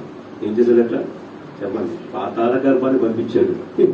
శుభ్రమైన ఇదేమో మహాపట్నానికి వెళ్ళరా, నువ్వు ప్రవక్తవి, నువ్వు నా కుమారుడివి, నేను ఏర్పాటు చేసుకున్నాను నిన్ను అని పంపిస్తే, అదే నీ మాట ఏంటే నన్ను చంపేస్తారు అని వాళ్ళ మాట ఏంటన్నాడు. ఏం చేశాడు దేవుడు చెప్పండి? తన శిశువు వాడికి ఎక్కువ పారిపోయాడు. నేను రాను, నేనేమో మహాపట్నానికి bye bye bye bye bye అన్నాడు. దర్శించుకు వెళ్ళాడా? వెళ్ళలేదు. సముద్ర అగాధి గర్భంలో ఉన్నాడు. ఎక్కడ మరి సముద్ర గర్భం అంటే మరి చేప కూడా దరిద్రం. మరి ఆ నాచులో, ఆ చీకటిలో, ఆ కుల్లి కంపులో బ్రతికి ఏమన్నాడట? అయ్యా నేను పాతాళం నుంచి మొరపెడుతున్నాను తండ్రి అన్నాడట. వెంటనే అన్నాడట, మీనా పైకి తీసుకొచ్చి అన్నాడు దేవుడు. కాబట్టి యోనాకి మీనా అంటే తెలుసా మీకు? చెప్పండి. చేప. యోనాతో అన్నాడు యోనా ప్లస్ మీనా. ఎంత రిలేషన్షిప్ చూడండి. మీనా యోనా ఎంత బాగుంది చూడండి. యోనా సముద్రంలో ఉన్నాడు, మీనా సముద్రంలో ఉంది. కానీ యోనాని కడుపులో దాచుకుంది. ఎందుకు తెలుసా? మీనాకి దేవుడి మీద భయభక్తులు ఉన్నాయి, కానీ యోనాకి లేవు, నీకు నాకు లేవు. హల్లెలూయా. చేపని చేప తిని చంపేస్తుంది, మనిషి పడిపోతే కూడా తిని చంపేస్తుంది. కానీ యోనాని ఎందుకు చంపలేదు? ఆలోచించామా? ఏ రోజున మనం ఆలోచించామా? చేప కడుపులో పడ్డాడని బతుకుంటాడా? బతుకుంటాడు, సస్తాడు, పిండి అయిపోయి ఎడుతాడు. మామూలు చేప కాదు, పెద్ద తిమింగం అని. ఆ చేప గర్భంలో ఉంటే సేఫ్టీగా తన పెట్టను దాచుకుందట. ఇవో ఆజ్ఞ కోసం ఎదురు చూస్తున్నాడు. మళ్ళీ నన్ను ఎప్పుడు బయటని కట్టమని చెప్తాడా అని. నా దేవా యెహోవా, నీవు నా ప్రాణమును పాపాన్ని కోపములో పైకి రప్పించి ఉన్నావు. నా ప్రాణము నాలో మోర్చిల్లగా. ఎవరిని? ముందు యెహోవా మాట ఏం చేశాడు? ఇప్పుడు ఏమన్నాడు చెప్పండి అమ్మా. కష్టాలు వచ్చిన తర్వాత పడడం కాదు, బాధలు. కష్టాలు రాకుండా దేవుని వాక్యం విని వాక్యానుసారం జీవితం జీవించాలి. నాకు ఈ సమస్య వచ్చిందండి, ఈ బాధ వచ్చిందండి, ఈ వేదన వచ్చిందండి, ఇంత నష్టపోయానని చెప్పే కంట దేవుని వాక్యాన్ని అనుసరిస్తే ఈ నష్టం నుంచి తప్పించుకునే సమర్థత దేవుడికి ఇస్తాడు. నువ్వు తగినంత మాత్రమే శోధన అనిపిస్తావు, కానీ అంతకు మించి శోధన నువ్వు అనుభవించవు. హెచ్చరికలు దేవుని ప్రతిదీ కూడా. ఈ బ్రతుకు మార్చడానికి, నా బ్రతుకు మార్చడానికి దేవుడు అనేక ప్రయోగాలు చేసి చేసి చేసి అలసిపోయి అనేక ప్రవక్తలు లోకంలో తెచ్చి వారి చేత మాట్లాడించిన వినకపోతే నిష్ఠానుసారమైన జీవితం జీవిస్తూ ఉంటే చివరికి ఆయనే మానవ స్వరూపై రిక్తుడిగా భూమి మీద జన్మించాడు. సామాన్య వ్యక్తులకు కూడా కాదు, నీకు నాకు గోసల హాస్పిటల్ ఉన్నాయి. ఆయన పశువుల పాక అందరూ అవాయిడ్ చేసిన వాళ్ళే. నువ్వు నాకొద్దు, నువ్వు చెడిపోయిన దానివి, నీకు స్థలం లేదు, డోర్లు మూయబడ్డాయి. అందరూ ఎలెత్తి చూపించిన వారిని కన్య మరియమ్మను యేసు ప్రభువును కూడా ఈరోజు ఎలెత్తి చూపించిన వారు చేయలెత్తి ప్రార్థిస్తున్నారు. హల్లెలూయా. అందుకే జ్ఞాపకం చేసుకోండి, ఏలెత్తి ఎవరిని చూపించగలరు? ఏలెత్తి చూపిస్తే మనం చాలా గొప్పవారం కాదు. మన దగ్గర అందం ఉండొచ్చు, డబ్బు ఉండొచ్చు, ధనం ఉండొచ్చు, బలం ఉండొచ్చు, ఎన్నో ఉండొచ్చు, కానీ ఏలెత్తి చూపించే అర్హత మనకి లేదు. ముగ్గురు మంచి భక్తులు ఉన్నారు. కంప్లైంట్స్ ఎలా ఉంటారో, రాజుగారి దగ్గర పనిచేస్తున్న వారు కంప్లైంట్ చేస్తూ ఉంటారు ఎక్కువ. ఎందుకంటే ఆడ గొప్ప కోసం. ఒక వాటర్ దగ్గర పనిచేస్తున్న వారు ఎదురు 10 మంది నుంచి గొప్పలు చెప్తుంటారు, ఏదో లేనిపోయి చెప్తూ ఉంటారు గొప్ప కోసం. వీరు మెప్పు కోసం గొప్ప కోసం చెప్పుకుంటారు, కానీ వీరు తీసుకున్న గుర్తులు వీరే ఒకరోజు పడిపోతారు. పాప శత్రుకు మేషకు అభినందన భక్తుల గురించి ఒక దానియేలు గ్రంథము చదువు, వాక్యం చదువుకుందాం. దానియేలు గ్రంథం 3వ అధ్యాయం 4 నుంచి వాక్యం చేస్తుంది. దానియేలు గ్రంథం 3వ అధ్యాయం 1 తిమోతి తీసారమ్మా 5:13 చదువు. 1 తిమోతి పత్రిక 5వ అధ్యాయం 13వ వచనం. మరియు వారి ఇంటింట తిరుగులాడుచు, బాగా చదువుమ్మా, బద్ధకురాండ్రులుగా చదువు. మాత్రమే కాక ఆడరాని మాటలాడుచు, ఆడరాని మాటలాడుచు పొగరపోతులు వదరపోతులను పరుల జోలికి పోవువారగినట్లు నేర్చుకుందునట. ఆడరాని మాటలు మనకు అవసరం అంటారని. నా బ్రతికే బాగోలేదు తండ్రి, నా జీవితమే బాగోలేదు, నేనే ఇలా కష్టపడి పనిచేస్తున్నాను, నేనే ఎక్కడో ఏదో తలదాచుకొని బ్రతుకుతున్నాను, ఎవరి గురించో నాకెందుకు నాయనా, నీతో నా బంధం ఉంటే చాలు అన్న జీవితం మనలో ఉందా? ఎందుకు? ఎవరి గురించో మనకి ఎందుకు చెప్పండి? అవసరమా ఎవరి గురించో మనకి? ఏలెత్తి చూపించినందున మాత్రం నువ్వు స్వర్గంలోకి చేరిపోతావా, లేకపోతే ఏలెత్తి చూపించబడిన వాడు నరకంలోకి చేరిపోతాడా? రెండూ లేవు. కానీ నీ ప్రవర్తన దేవుని విషయంలో అసహ్యంగా కనిపిస్తుంది. దేవుడు నిన్ను చూసి ఇష్టపడడు. ఇంటింటికి తిరిగిలాడి కొండములు చెప్పినంత మాత్రాన్ని దేవుడిని ఇష్టపడడు. ఎంతకి ఇష్టపడ్డాడంటే, దేవుడు చేతనైనంత మట్టు వారికి నిన్ను వారి నీ పొరుగు వారిని ప్రేమించమని చెప్పాడు, కానీ ద్వేషించమని చెప్పలేదు. నీ శత్రువు ఎదుట పడినా సరే వాడి కొరకు నిలబడి ప్రార్థన చేయమన్నాడు. అంతేగాని శత్రువు ఎదురుపడ్డా కానీ పళ్ళు పటపట కొరికేసి ఈ దిక్కుమా ఎప్పుడు వేస్తానో చూస్తావా అని వెళ్ళిపోయావు అనుకో, నేను క్రైస్తవుడివే, అది మర్చిపోయి మాట్లాడుతున్నాను. ఈరోజు ప్రభుత్వం ఉంది మనకి. ఎదవకి ఎన్నిసార్లు చెప్పానో చూసిపోతున్నాడు కానీ డబ్బులు నాకు ఇవ్వదంట సీఎం కుమార్కి. అది సిగ్గిలేదు అసలు. అది మనిషేనా అసలు? అమ్మ బాబు పుట్టాడు అని ఏమన్నాడు? మాకు ఎంత సమర్పణ, మీలో ఎవ్వలేదు సమర్పణ దగ్గర ఉంది. కానీ ఆ ఒక్కటి ఆమె ఆశీర్వాదంతో వచ్చేస్తాం. ఈరోజు నీకు నాకు కూడా సేమ్ టు సేమ్. నీలో ఉన్న కోపం, నీలో ఉన్న వివేకం, నీలో ఉన్న ఆలోచనలు చచ్చిపోవాలి. ప్రవర్తన అంతటిలో నీవు అధికారి కమ్ము. నేను కాదు అధికారి. మొదటి అధికారి దావీదు 14 సంవత్సరాల వయసులో మాట్లాడుతున్న మాట తెలుసా? గొలియాతు 9 అడుగున్నర ఉన్నాడు. దావీదు చిన్న కుర్రాడు, ఈ పాపలా ఉన్నాడు. చూడండి, ఆ దావీదు దగ్గర నేర్చుకోవాల్సిన గుణపాఠం. రాజు ఎవరు? రాజు కంట గొప్పడా దావీదు? కాదు. రాజే గొప్పవాడు. సైన్య సమూహం ఉంది, శస్త్రాలు ఉన్నాయి. ఎంతమంది అయినా సరే వెళ్ళి చంపేయగల సమర్థత ఆయనకు ఉంది. కానీ గట వదిలేస్తాడు అన్నాడు. చొరబడిపోయాడు శత్రువు. ఏం చెయ్యాలి? బానిసలైపోతాం మనం అందరం. భయం పుట్టిస్తుంది అందరం. దావీదు మహారాజు. అప్పుడు మహారాజు కాదు, వాళ్ళు అడుగు కన్నాడు. యుద్ధము యెహోవా చేస్తాడు. హల్లెలూయా. ఒక్కటేమని అన్నాడా? సౌలుని ఏమన్నా పోనీ గొలియాతుని చూసి నువ్వు నేనైతే ఏం చెప్తుంది తెలుసండి, ఎక్కువ వరకు మనం పాంపల్లి అయితే డ్యాన్స్ చేసేవాళ్ళం మనం అందరం. ముందు ఆల్రెడీ బ్రెయిన్కి పాంపల్లి వస్తే అందరూ డ్యాన్స్ చేశారు. లోపల తెచ్చి పాంపల్లి ఆరాధనలో ఉన్నాం. లక్కీగా ఆ రోజు దిలీప్ గారు చూశాడు. వీడియో తీస్తూ ఆ దిలీప్ గారు చూసి పాంపల్లి అంటే అందరూ బాగిపోతున్నారు. ఎంత ఉంది? కట్టే మళ్ళీ దొరికి చచ్చిపోతాడు. ఎంతమ్మా?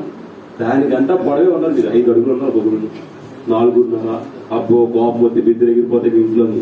భర్త మీద కోపం వస్తే దాని బూతులు, ఎన్ని బూతులు మాట్లాడేస్తారో. ఎంత పోసం తెప్పాలు తీసుకెళ్తారు, గట్టి తీసుకెళ్తారు, పిల్లలు కొట్టేస్తారు.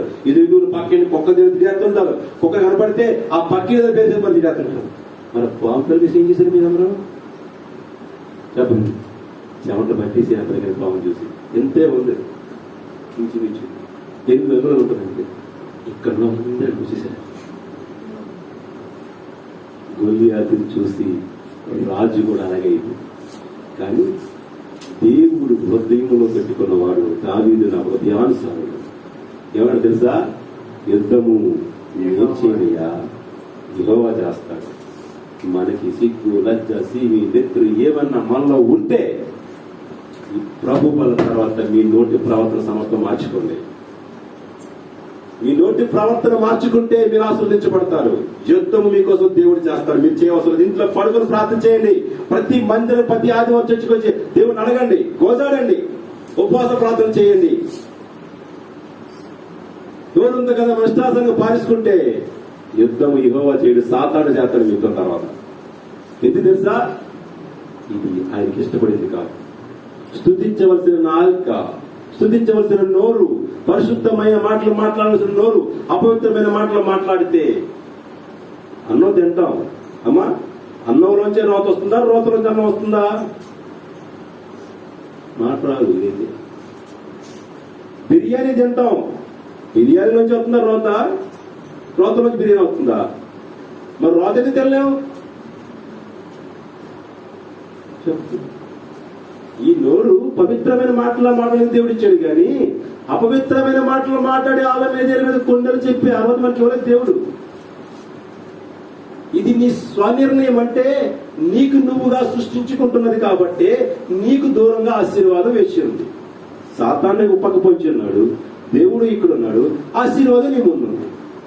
ఇప్పుడు నువ్వు సాతాన్ని ఉచ్చులో పడుతున్నావు, కానీ ఆశీర్వాదం అందుకునే విషయంలో నువ్వు నెగ్నెసి చేస్తున్నావు. అంటే అశ్రద్ధగా జీవిస్తున్నావు. నాకు సాతానుతో పని ఉంది నాయన, నీతోనే నాకు పని ఉంది. ఈ లోకము నన్ను ఎన్ని చేసినా సరే ఒక దినం నన్ను విడిచిపెడుతుంది. నువ్వైతే నన్ను విడిచిపెట్టవు, నువ్వు పరలోక రాజ్యం కూడా తీసుకెళ్తావు అనుకున్నావు. ఏంటి తెలుసా? నీవు నీ మాటకి లోబడి యోహాను సువార్త 8:47 మాట్లాడుతున్నారు. మీరు దేవుని బిడ్డలైతే, దేవుని సంబంధులైతే దేవుని మాట వింటారు. మీరు దేవుని సంబంధులు కారు కనుకే మీకు ఇష్టం వచ్చినట్టుగా మాట్లాడే ప్రవర్తిస్తున్నారు కదండరా కాదా? ఇంటి దగ్గర అమ్మ సీరియల్ చూడలేదా? ఇంటి దగ్గర సినిమా చూడలేదా? చెప్పండి. రోడ్డు మీద గొడవలాట్లేదా? ఎవరి మీద కంప్లైంట్ చేయట్లేదా? ఎవరు సంబంధాలు మీరు? కాలంలో చెప్పిన నా కుమారులు అంటున్నాడు. మీరేమో నీ కుమారులు కలిపి లోపల కుమారులు అంటున్నాం. మనం ఏసై కుమారులు కాదు, మేము సాతాను కుమారులవి. ఎందుకంటే మన శాస్త్రాలన్నీ అదే.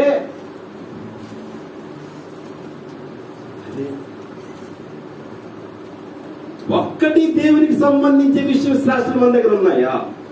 ఒక్కటి ఆలోచించుకుందాం. ఈ రోజు ప్రభు బల తీసుకునే ముందు ఒక 5 నిమిషాలు ఆలోచించుకోండి. ఒక్కటి మన జీవితంలో యేసయ్యకు సంబంధించిన ఒక నిబంధన ప్రకారం మనం జీవిస్తున్నామా? దేవుని మందిరానికి వస్తున్నాం, ఎందుకు వస్తున్నామో ఎందుకు వెళ్ళిపోతాం మనకు తెలియదు. ఈ రోజు లోకంలో ఉన్నవారు దేవుని విశ్వసించకపోవడానికి కారణం ఏంటి తెలుసా? మనమే. మన కుటుంబాన్ని కట్టుకోలేకపోతున్నాం, మన పిల్లలు కట్టుకోలేకపోతున్నాం, మన భర్తను సమాధాన పరచలేకపోతున్నాం, మన భార్యను సమాధాన పరచలేకపోతున్నాం, మన పిల్లలు సరిగ్గా నడించలేకపోతున్నాం. అదంటారా? చదువు 1 తిమోతి పత్రిక 3వ అధ్యాయం అది మూసేకండి. ఒకరిని పట్టుకుని ఒకరిని ఇంకోటి పట్టుకోండి. కాదంటారా? దొడ్డ పనిని ఆపేక్షించిన వాడు పెద్దవాడైన వాడు వాడు ఎలా ఉన్నాడు తెలుసా అండి? చదువమ్మా. ఆపేక్షించున్నాడు, మాట నమ్మదగినది, అధ్యక్షుడైన వాడు నిందారహితుడై ఉండాలి. ఏకపత్ని పురుషుడు. అబ్రాహాముకి 2 భార్యలుంటే దేవుడు ఇష్టపడలేదు, విడిచిపెట్టు, నేను చూసుకుంటాను. ఆఖరి సంగతి నీకెందుకు? ఆఖరి ఏమైపోతావు? నీకెందుకు యాతన? నా పని సృష్టిలో నువ్వు ఎలాగ ఉన్నావో ఆఖరు అలాగే వచ్చింది. ఆఖరి జీవితం నాకు తెలుసు, నీకంటే ఎక్కువ. ఆఖరి నేను ఏమి నిర్మిస్తానో, ఏమి ఏర్పాటు చేస్తానో నాకు తెలుసు. విడిచిపెట్టు, వదిలిపెట్టు అన్నాడు. ఇష్టపడతాడు అబ్రాహాము? నేనైతే వదలు. 2 భార్యలు ముచ్చటంగా హ్యాపీగా ఎక్కడ తిరిగితే అక్కడికి వెళ్ళొచ్చు, అక్కడ తిరిగితే ఎక్కడ తినచ్చు. ఏమా కదా? ఈ విధంగా జీవించవచ్చు. కానీ అబ్రాహాము దేవుడి మాట వ్యతిరేకంగా జీవించలేదు. అయ్యా, నీ మాటే నా పేదవాక్యం, నీ మాటే నా ముత్యాల మూట. నీకు వ్యతిరేకంగా జీవిస్తే బొమ్మలమ్ముకునే బ్రతుకుని తీసుకొచ్చి కోటేశ్వరుని చేశావయ్యా.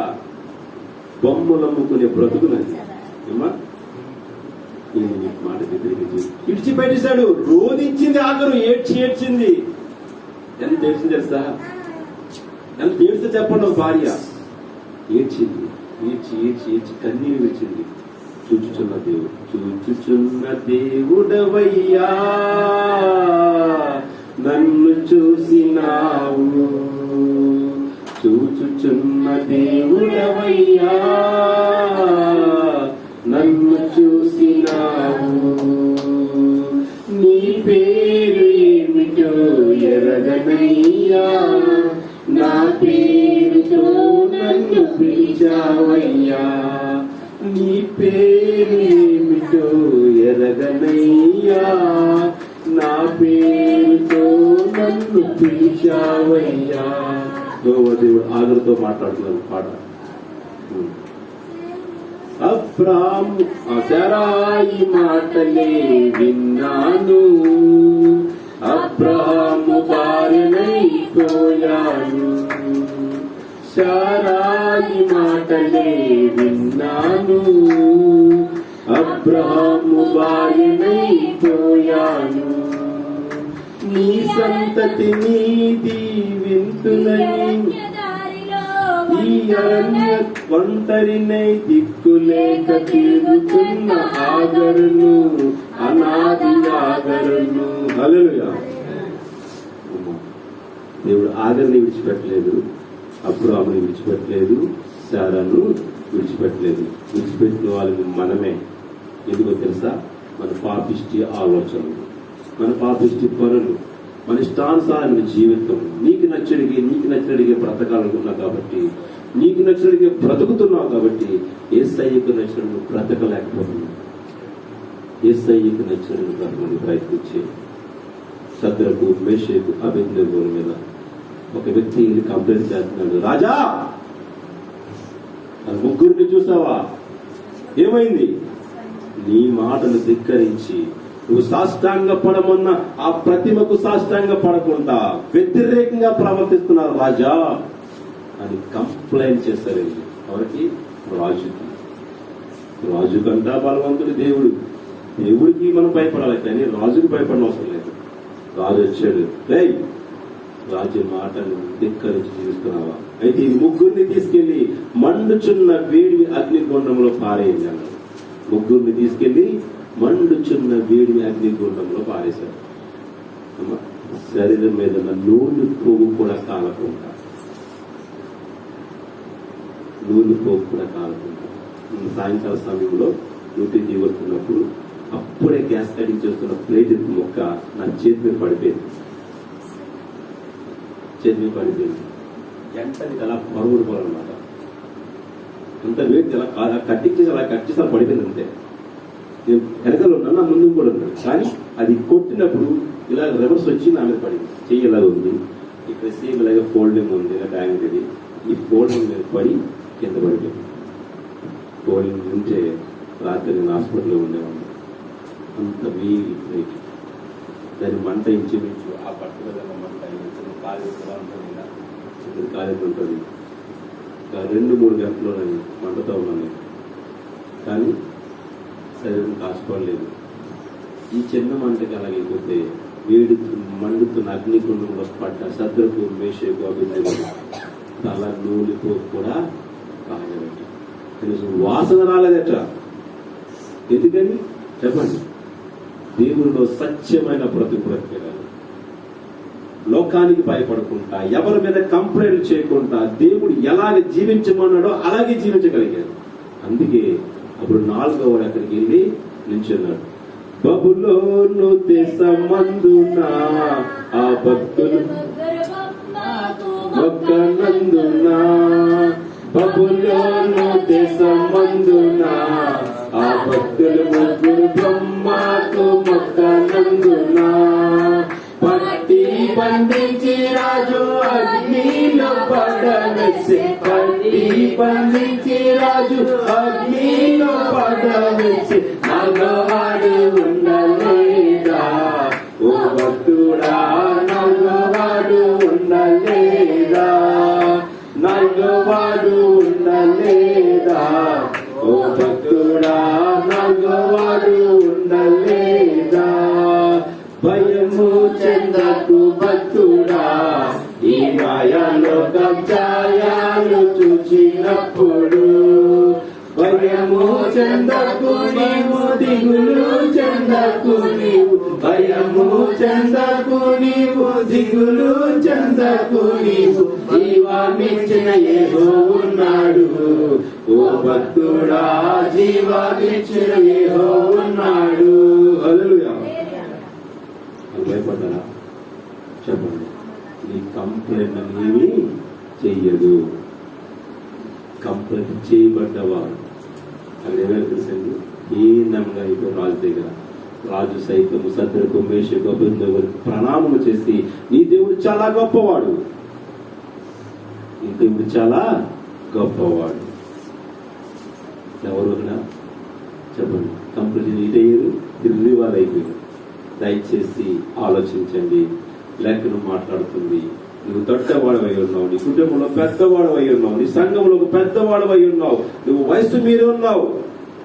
నువ్వు ఎలాగ ప్రవర్తించాలంటే నిందారహితుడిగా. చదువు వాక్యాన్ని. మితానుభావుడు, ఒకరినొకరితో కలుపుకునే స్నేహబంధం కలిగి ఉండాలి. ఒకరితో ఒకరు కలుపుకునే స్నేహబంధం ఉందా?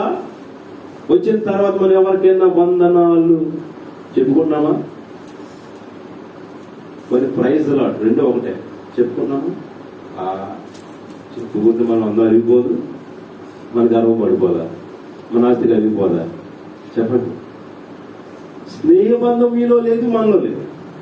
ఒకరినొకరు కలుపుకోకపోతే ఒకరైపోతే నీ కష్టం వచ్చినప్పుడు నీతో కలిసి ఎవడు ఉంటాడు? చెప్పండి, ఉంటాడా?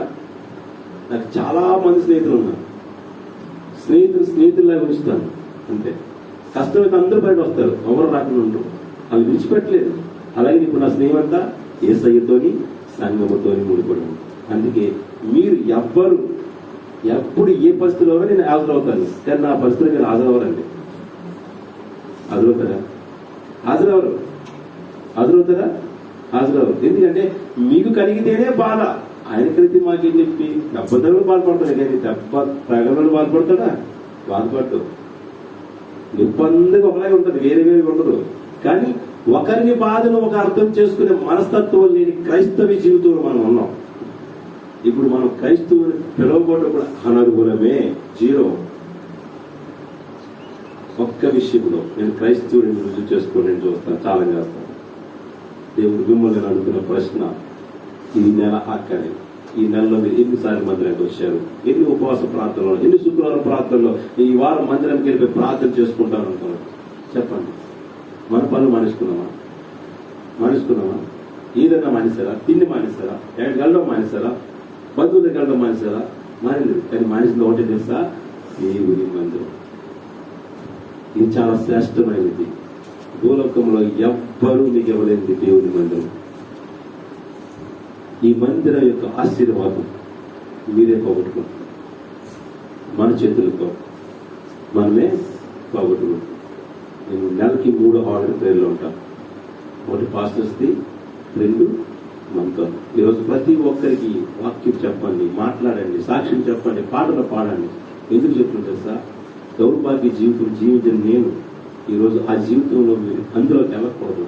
మీ ఆశీర్వాదాలు పోగొట్టుకోకూడదు. మీకు తెలియవు, ఇప్పుడు బాగానే ఉంటది, చాలా బాగుంటది. ఇప్పుడు కొద్దిగా ముందుకు వెళ్ళిన తర్వాత అప్పుడు తెలుస్తుంది ఓటేంటో. అప్పుడు బాధపడే కంటే ఇప్పుడు సరి అవ్వడం లేదు. బాగాలేదు. ఇప్పుడు సరి చేసుకుని మన జీవితం లేదు. చెప్తున్న బోధ అదే. నువ్వు రేపు పొద్దున్న ఎక్కడికి వెళ్తావో నీకు తెలియదు, కానీ ఎక్కడికి తీసుకెళ్ళాలో నాకు తెలుసు. నీకు తెలియదు ఎక్కడికి వెళ్తావు, కానీ నేను ఎక్కడికి తీసుకెళ్లాలో ఆయనకు తెలుసు. నీ తలంపులు నా తలంపుల వంటివి కాదు, మీ త్రోవలు నా త్రోవలు వంటివి కాదు. నా తలంపులు ఆకాశము కంటే ఎత్తైనవి. మీ మీద నా మీద ఆయనకున్న గొప్ప ఆలోచన తెలుసా? చాలా ఆలోచించు, చాలా థాట్స్ ఉన్నాయి మన మీద. ఆయనకి మనల్ని ఎక్కడికి తీసుకెళ్ళాలని ఆలోచిస్తారు తెలుసా? ఆయన చూడండి, నువ్వు విమానం ఎక్కి వెళ్ళాలంటే ఒక 1000 రూపాయలు లేదా 2000 టికెట్ కొనుక్కోవాలొచ్చు. కానీ పరలోక రాజ్యం వెళ్ళాలంటే నెవర్, నా అమ్మ, బాబు, అక్క, చెల్లి, తమ్ముడు, భార్య, బిడ్డలు ఎవ్వరు కూడా తీసుకెళ్లరు. మనల్ని తీసుకెళ్లే ఒకే ఒక సమర్థుడు, యేసయ్య. ఆ సమర్థుడు మాటకి నువ్వు బందీ కాకుండా, ఆ సమర్థుడు మాట మీద నువ్వు విలువ లేకుండా, ఆ సమర్థుడిని విసర్జించి నువ్వు జీవిస్తే రేపు పొద్దున్న పడే పాటలు అక్కడ కాదు, ముందు ఇక్కడే ఉంటాయి. అవి చెప్పితే కోపాలు వస్తాయి, బాధలు వస్తాయి. చెప్పితే బాధలు వస్తాయి. కనుక తెలుసుకొని మనం జీవించాలి. మన కళ్ళ ముందు చాలా మందిని చూస్తున్నాం. నాతో పనిచేసి రాత్రి పనిచేసి తెల్లారి 6 గంటలకి ప్రయాణం అవుతూ చిన్న బిడ్డ అతను చనిపోయాడు. దాని గురించి మొన్న 24వ తారీఖుని సేఫ్టీ రిహర్సల్స్ లో మాకు ఒక ప్రోగ్రామ్ ఉంటుంది. ఆ ప్రోగ్రామ్ చేశాను. రోడ్ సేఫ్టీ గురించి ఒక ప్రోగ్రామ్ చేశాను. ప్రతి సంవత్సరం కూడా గిఫ్ట్ నాదే. ఈ సంవత్సరం దేవుని కృప తెలియదు నాకు.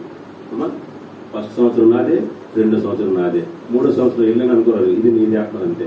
నాకు రాకపోయినా వచ్చినా పర్వాలేదు, రాకపోయినా పర్వాలేదు. ఎందుకంటే నా సహోదరుడు మరణించే సమయంలో ఏ విధంగా యొక్క కొన్ని ప్రాబ్లమ్స్ ఎదుర్కొన్న తన భార్య, అవి అక్కడ రియాక్ట్ చేసి మేము చూపించాము, యాక్టింగ్ చేసి చూపించాము. అలాగే విజయ్ కూడా చనిపోయాడు, అవి కూడా యాక్టింగ్ చేసి చూపించాము. ప్రైజ్ వచ్చినా పర్వాలేదు, రాకపోయినా పర్వాలేదు, కానీ సొసైటీకి మంచి మెసేజ్ అయి ఉండాలి. నువ్వు ఒక మార్గదర్శకం అయి ఉండాలి. నీ జీవితము ఎదుటి వారికి మార్గదర్శనం కావాలి. నీ జీవితం ఒక మాదిరి కావాలి. ఆ పిల్లల్ని చూసి నేర్చుకోరా అంటామే, అంటామనమా? ఆ అమ్మాయిని చూసి నేర్చుకో పాటలు పాడటం, అమ్మాయిని చూసి నేర్చుకో వాక్యం చదవడం, అమ్మాయిని చూసి నేర్చుకో అలాగే ప్రార్థన చేస్తుంది అంటామా? ఏ ఆ రోషం నీలో ఎందుకు ఉండకూడదు? నన్ను చూసి వాళ్ళు నేర్చుకోవాలి పట్టుదల నీకు ఎందుకు ఉండకూడదు? యేసయ్య మాదిరి జీవితం నేను జీవిస్తాను, యేసయ్య నడుస్తాను, నన్ను చూసి 10 మంది ఆ మార్గంలో నడిపించే వారిగా నేను ఆదర్శంగా ఉంటాను. నువ్వెందుకు అనుకోకూడదు? ఎప్పుడు చాప కింద వేసిన నీరులాగే ఉంటావా? ఎక్కడ వేసిన గోంగలు అక్కడే ఉంటావా? చెప్పండి, ఉంటావా? ఉండకూడదు. ఇకనైనా మార్చుకుందాం. ఇకనైనా కానీ ఇప్పుడైనా కానీ దర్శించగలవా నా యేసయ్యా? అభిషేకం లేక దర్శనమే రాక నశించుచున్నామయ్యా. అభిషేకం లేక దర్శనమే రాక నశించుచున్నామయ్యా. కావలివాడు ఉదయము కొరకు మెలకువ కలిగి చూచుచున్నట్టు దర్శనమే రాక నశించుచున్నామయ్యా. హల్లెలూయా. చివరిగా ఒక మాట చదువుకొని మనం ముగించుకుందాం. మరి 2 కొరింథీ పత్రిక 12:20 ఒక మాట ఉంది. ఎందుకనగా ఒకవేళ నేను వచ్చినప్పుడు మీరు నాకు ఇష్టలుగా ఉండదేమో అనియు, నేను మీకు ఇష్టలుగా ఉండనేమో అనియు, ఒకవేళ కలహమును, అసూయను, క్రోధములు, కక్షలు, కొండెములను, గుసగుసలాటను, ఉప్పొంగుటను, అల్లర్లను ఉండనేమో అనియు, నేను మరలా వచ్చినప్పుడు నా దేవుడు మీ మధ్య నన్ను చిన్నపుచ్చునేమో అనియు, మునుపు పాపము చేసి తాము జరిగించిన అపవిత్రత, జారత్వము, పోకిరీశాచ నిమిత్తము మారు మనసు పొందుదలని అనేకుల గురించి దుఃఖపడవలసి వచ్చినేమో అనియు భయపడుచున్నాను. ఎవరు? మన కొరకు ఒక భక్తుడు, మీ కొరకు నేను, మీ కొరకు మీ కుటుంబం, మీ కొరకు మీ భార్య, మీ కొరకు మీ పిల్లలు భయపడుతున్నారేమో. నువ్వేమైపోతావో అని, నువ్వు లేకపోతే మేమేమైపోతామో అని. ఒకరోజు నేను ఆర్కే బీచ్కి వెళ్ళి చనిపోదాం అనుకున్నప్పుడు, నేను చచ్చిపోతే నా భార్య పిల్లలు ఏమైపోతారేమో అనుకున్నాను. నిజంగా ఏమైపోతారో నాకు తెలియదు. కానీ ఈరోజు చెప్పండి, యేసయ్యను అనుసరించి, యేసయ్యను నాకు మార్గదర్శకంగా తీసుకొని యేసయ్య బోధలోని జీవిస్తూ ఉండగా ఈ రోజు నా భయము నాలో లేదు. అలాగని ఈ రోజు నా భార్యతో, నా పిల్లలతో కన్నా ఎక్కువ సంబంధం దేవునితో కలిగి ఉన్నాను నేను. హల్లెలూయా. ఎక్కువ సంబంధం నా భార్యతో కన్నా, నా పిల్లల కన్నా. వాళ్ళు ప్రేమించే విషయంలో, మిగతా విషయంలో కొంతవరకు మాత్రమే. నా దగ్గరికి వచ్చారా, వెళ్ళారా, వాళ్ళకి ఇచ్చారా, పోయారా, అంతవరకు. అంతకుమించి దేవుడి పని విడిచిపెట్టి ఎట్టి పరిస్థితుల్లో కూడా జీవించను. ఎందుకని? నేను గతంలో పడ్డ బాధ, నేను గతంలో పడ్డ వేదన, గతంలో పడ్డ శోధన నుంచి నాకు ఎవ్వరూ కూడా ఆదరించేవారు లేరు, సహాయం చేసిన వారు లేరు. నేను ఒకే ఒక్క అతను లేపాడు పైకి, అతనే యేసయ్య. ఆ యేసయ్యకి విరుద్ధంగా జీవిస్తే మరొకసారి ఆ నష్టాన్ని తెచ్చుకోలేదు. అందుకు ప్రియమైన వాళ్ళరా, జ్ఞాపకం చేసుకోండి. మన ప్రవర్తన సరి చేసుకుందాం, మన మాటలు సరి చూసుకుందాం, ఎదుటి వారిని ఏరెత్తి చూపించే ఆలోచన మార్చుకుందాం. ఈ ప్రభువులతో మన జీవితాలు మార్చుకుందాం. ఇంకా 11 నెలలు ఉన్నాయి. ఈ నెలంతా మాకు ఇష్టం వచ్చినట్టు జీవించేమేమో, కానీ ఈ 11 నెలలు నీకు ఇష్టముగా జీవిస్తాం, నీకు నచ్చినట్టుగా బ్రతుకుతాం. మేము 11 నెలలు నువ్వు ఏమి చేయాలనుకుంటున్నావో అలాగే చేయి. నేను హార్ట్ అటాక్ తో మరణించాలనుకుంటున్నాను, నా తాతలా మరణించాలనుకున్నాను. కానీ ఇప్పుడు చెప్తున్నాను, రోడ్డు యాక్సిడెంట్ లో మరణించిన పర్వాలేదు, దేవుడి చిత్తం అయితే. హల్లెలూయా.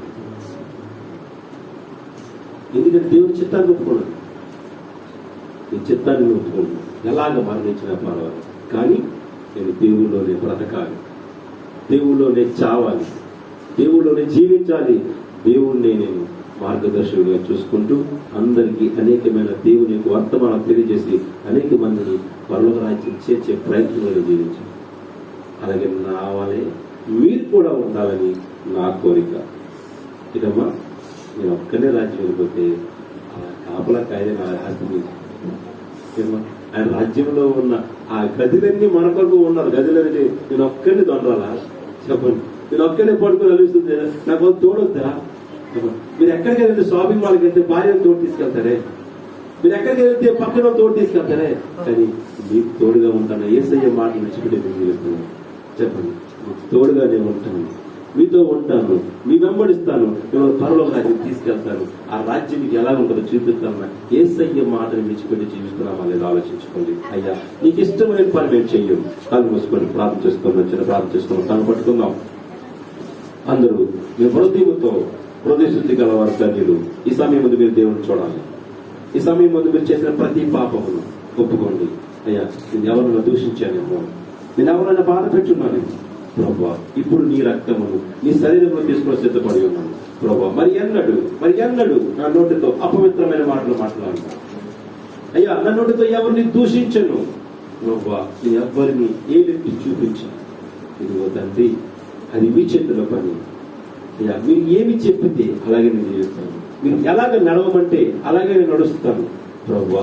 ఇంతవరకు నాకు నచ్చినట్టుగా జీవించాను, ఇంతవరకు నా భార్యకు నచ్చినట్టుగా జీవించాను, ఇంతవరకు నా పిల్లలకు నచ్చినట్టుగా జీవించాను, ఇంతవరకు నా ఇరుగు పొరుగు వారికి నచ్చినట్టుగా జీవించాను, ఇంతవరకు లోకముకు నచ్చినట్టుగా జీవించాను. కానీ ఇక మీదట ఈ ఆఖరి దినములో మీతో ఒక నిబంధన చేసుకున్నాను ప్రభువా. జనవరి 1 లో నిబంధన చేసుకున్నాను, కానీ సడలిపోయాను.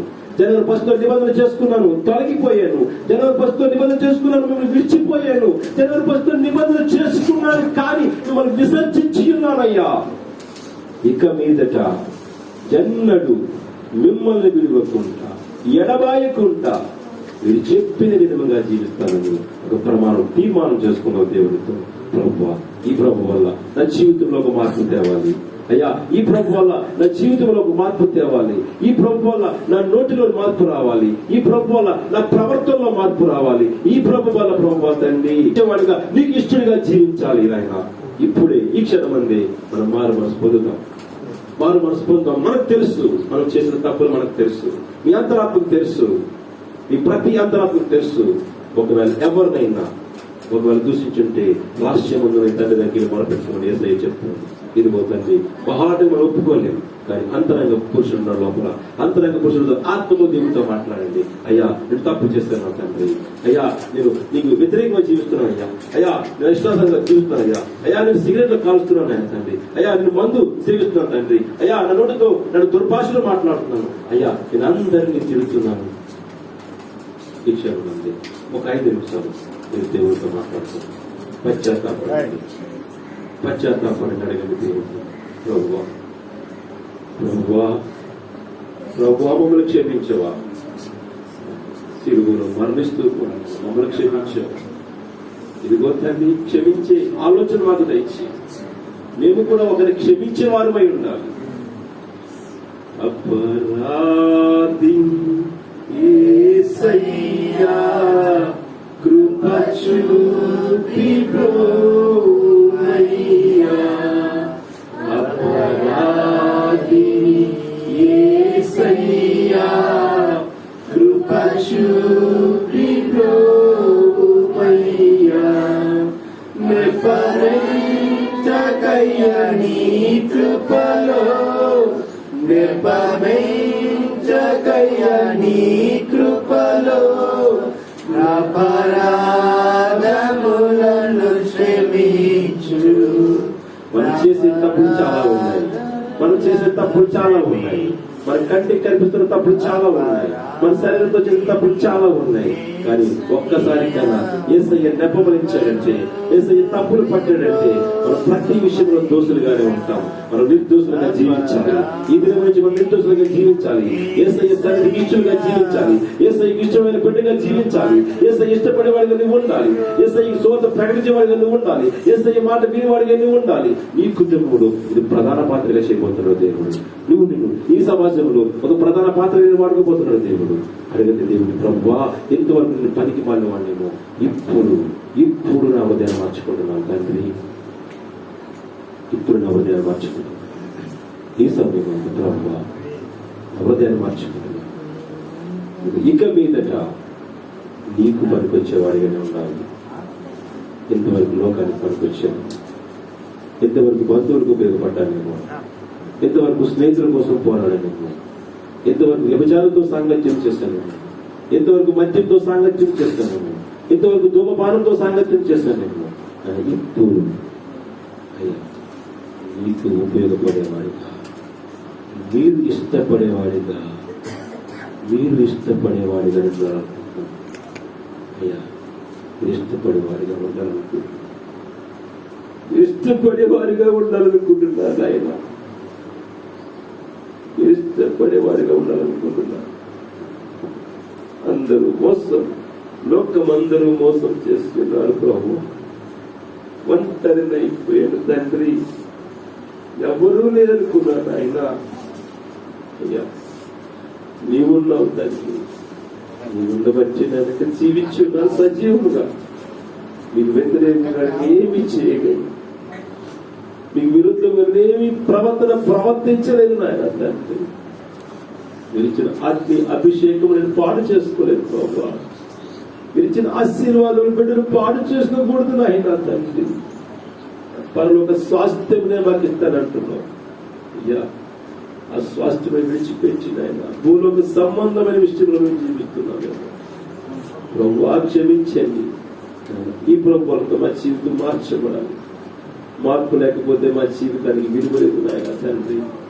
అయ్యా మార్పు లేకపోతే మా కుటుంబంలో మాకు విలువ ఉంటుంది. మార్పు లేకపోతే అయ్యా మీ దగ్గర మేము అయ్యా ఉండలేము నాయన, నిలవలేము తండ్రి. మార్చుకోండి మమ్మల్ని. మార్చే స్వభావం మాకు దయచేయండి. మార్చగల ఆలోచన హృదయ తలంపు నుంచి రావాలి ప్రభువా. వాక్యమైన ప్రతి ఒక్కరిని ఈ దినమున సరిచేయండి. ద్రవ తప్పిపోతున్నారేమో అయ్యా, మీకు దూరంగా జీవిస్తున్నారేమో, ఆశీర్వాదాలు పొందుకోలేకపోతున్నారేమో అయ్యా, దుష్టులుగా మారిపోతున్నారేమో, సాతాను క్రియలు బందీలైపోతున్నారేమో నాయనా. అయ్యా నా కళ్ళ ముందే నా బిడ్డల దౌర్భాగ్యతని చూడలేను తండ్రి. మీరు అలా చూడగలరు. ఇదిగో నా బిడ్డలు బాగోవాలని కోరుకుంటున్నాను. మీరు మమ్మల్ని అలాగే కోరుకుంటున్నారు అయ్యా. మీ కోరిక మట్టికి మేము జీవించే భాగ్యం అయ్యా, మీ కోరిక మట్టికి మేము ఉండే భాగ్యాన్ని దయచేయండి. ప్రతి ఒక్కరిని సమాధానపరిచిన తీసుకుంటున్న ప్రభు వల్ల సజీవుడైన యేసు రక్తమును, సజీవుడైన యేసు శరీరము తింటున్నట్టుగా వాళ్ళ హృదయములు తాకే భాగ్యం దయచేయమని యేసు నామమున తండ్రి.